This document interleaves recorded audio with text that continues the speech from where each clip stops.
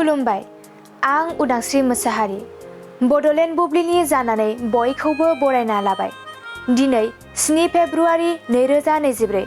नोंथांमोननो बड'लेण्ड बुब्लिया दिनैनि साना मानि थाखाय मिथिजायो एबा दिनैनि सानाव मा हाबाफारि फालिनाय जायो नोंथांमोननो फारि फारि बड'लेण्ड बुब्लिया फोरमायगोन।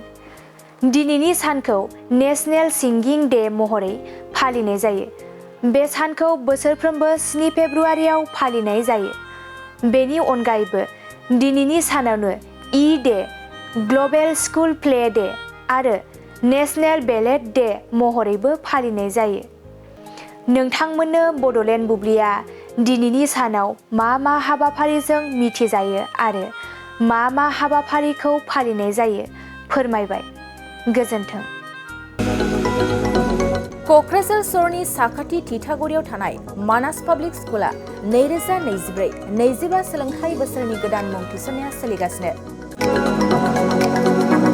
थिथागुरियाव थानाय इंराजि बिजोंनि मानास पाब्लिक स्कुलाव दासान्दि नार्सारिनिफ्राय 8 थाखोसिम गोदानै मुं थिसननाया सोलिगासिनो। बे फरायसालियाव गुन गोनां सोलोंथाइ होनायजों लोगोसे फरायसाफोरनि थाखाय दं मोजां खाबुफोर। थाखो फोरोंथायनि अनगायैबो yoga classes, basic computer education, English speaking skill, maths and science प्रोजेक्टिं, हाईली एक्सपीरियंस फेकल्टी आरो स्मार्ट क्लासेसनि खाबुफोर दं।